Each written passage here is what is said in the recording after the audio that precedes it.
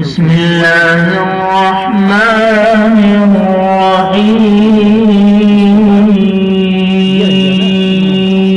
الرحيم إلى سبيل ربك بالحكمة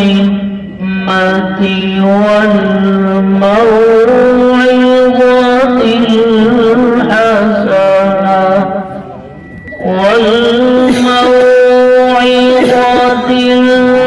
الحسنة وجادلهم بالتي هي أحسن إن ربك هو أعلم بمن ضل عن سبيله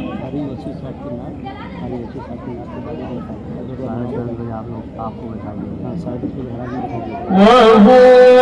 أعلم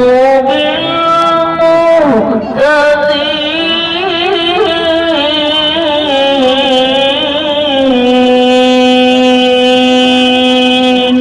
ما شاء الله. إن عاقبتم فعاقبوا بمثل ما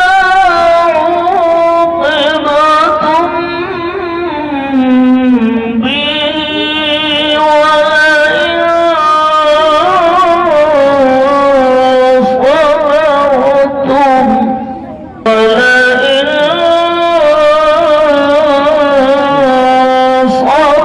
صبرتم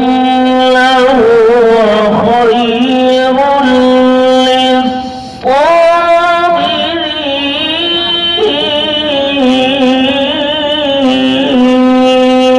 للصابرين اصبر وما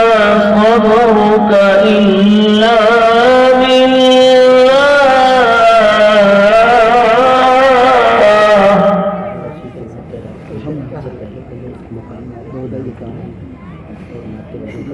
واصبر